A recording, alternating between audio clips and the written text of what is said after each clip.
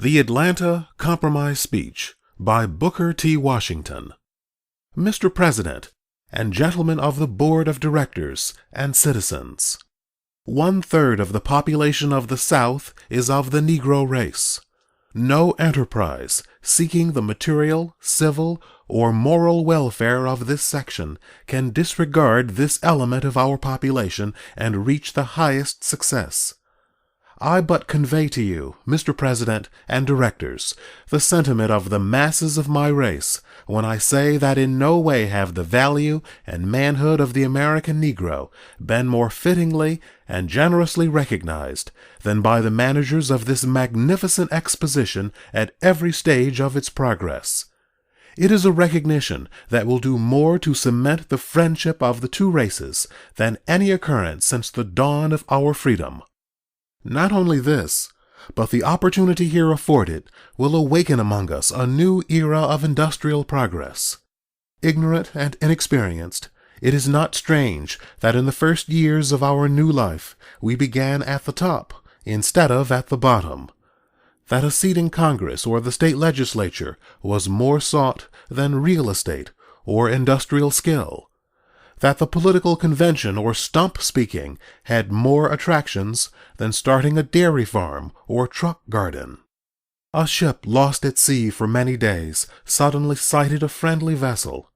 From the mast of the unfortunate vessel was seen a signal, "Water, water, we die of thirst."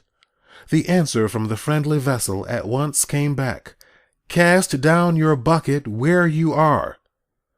A second time the signal, "Water, water, send us water," ran up from the distressed vessel, and was answered, "Cast down your bucket where you are." And a third and fourth signal for water was answered, "Cast down your bucket where you are." The captain of the distressed vessel, at last heeding the injunction, cast down his bucket, and it came up full of fresh, sparkling water from the mouth of the Amazon River.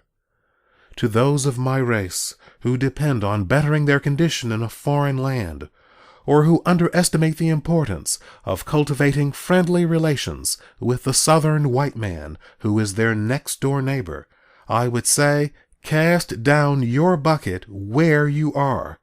Cast it down in making friends, in every manly way, of the people of all races by whom we are surrounded. Cast it down in agriculture, mechanics, in commerce, in domestic service, and in the professions.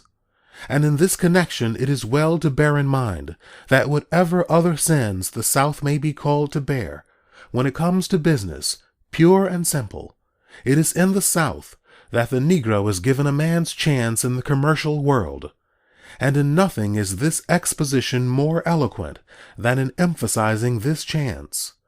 Our greatest danger is that in the great leap from slavery to freedom, we may overlook the fact that the masses of us are to live by the productions of our hands, and fail to keep in mind that we shall prosper in proportion as we learn to dignify and glorify common labor, and put brains and skill into the common occupations of life; shall prosper in proportion as we learn to draw the line between the superficial and the substantial, the ornamental gewgaws of life and the useful. No race can prosper till it learns that there is as much dignity in tilling a field as in writing a poem. It is at the bottom of life we must begin, and not at the top.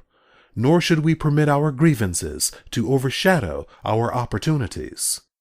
To those of the white race who look to the incoming of those of foreign birth and strange tongue and habits for the prosperity of the South, were I permitted, I would repeat what I say to my own race. Cast down your bucket where you are. Cast it down among the 8 millions of Negroes whose habits you know, whose fidelity and love you have tested in days when to have proved treacherous meant the ruin of your firesides. Cast down your bucket among these people who have, without strikes and labor wars, tilled your fields, cleared your forests, builded your railroads and cities, and brought forth treasures from the bowels of the earth, and helped make possible this magnificent representation of the progress of the South. Casting down your bucket among my people, helping and encouraging them as you are doing on these grounds, and to education of head, hand, and heart, you will find that they will buy your surplus land, make blossom the waste places in your fields, and run your factories. While doing this, you can be sure in the future, as in the past, that you and your families will be surrounded by the most patient, faithful, law-abiding, and unresentful people that the world has seen. As we have proved our loyalty to you in the past, in nursing your children, watching by the sickbed of your mothers and fathers, and often following them with tear-dimmed eyes to their graves, so in the future, in our humble way, we shall stand by you with the devotion that no foreigner can approach, ready to lay down our lives, if need be, in defense of yours, interlacing our industrial, commercial, civil, and religious life with yours in a way that shall make the interests of both races one. In all things that are purely social, we can be as separate as the fingers, yet one as the hand, in all things essential to mutual progress. There is no defense or security for any of us except in the highest intelligence and development of all. If anywhere there are efforts tending to curtail the fullest growth of the Negro, let these efforts be turned into stimulating, encouraging, and making him the most useful and intelligent citizen. Effort or means so invested will pay 1,000% interest. These efforts will be twice blessed, blessing him that gives and him that takes. There is no escape through law of man or God from the inevitable. The laws of changeless justice bind oppressor with oppressed, and close as sin and suffering joined, we march to fate abreast.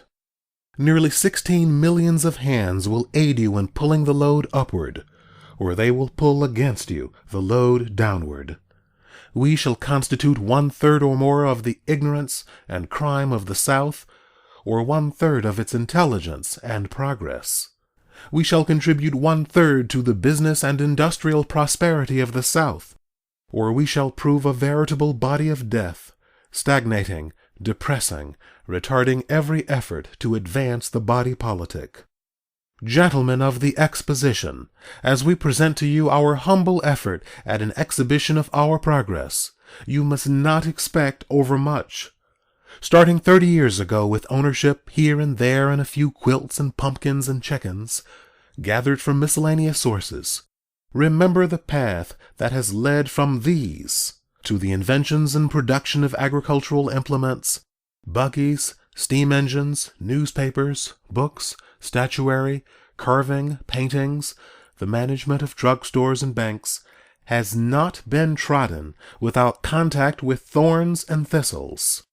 While we take pride in what we exhibit as a result of our independent efforts, we do not for a moment forget that our part in this exhibition would fall far short of your expectations, but for the constant help that has come to our educational life, not only from the Southern states, but especially from Northern philanthropists, who have made their gifts a constant stream of blessing and encouragement.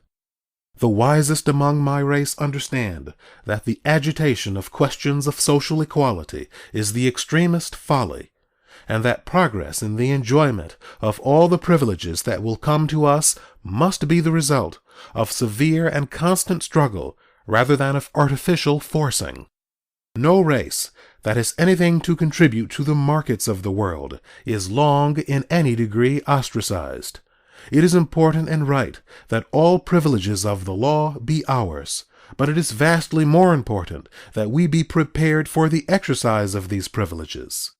The opportunity to earn $1 in a factory just now is worth infinitely more than the opportunity to spend $1 in an opera house. In conclusion, may I repeat that nothing in 30 years has given us more hope and encouragement, and drawn us so near to you of the white race, as this opportunity offered by the Exposition, and here bending, as it were, over the altar that represents the results of the struggles of your race and mine, both starting practically empty-handed 3 decades ago, I pledge that in your effort to work out the great and intricate problem which God has laid at the doors of the South, you shall have at all times the patient, sympathetic help of my race. Only let this be constantly in mind, that while from representations in these buildings of the product of field, of forest, of mine, of factory, letters, and art, much good will come, yet far above and beyond material benefits will be that higher good that, let us pray God, will come in a blotting out of sectional differences and racial animosities and suspicions, in a determination to administer absolute justice, in a willing obedience among all classes to the mandates of law. This, coupled with our material prosperity, will bring into our beloved South a new heaven and a new earth.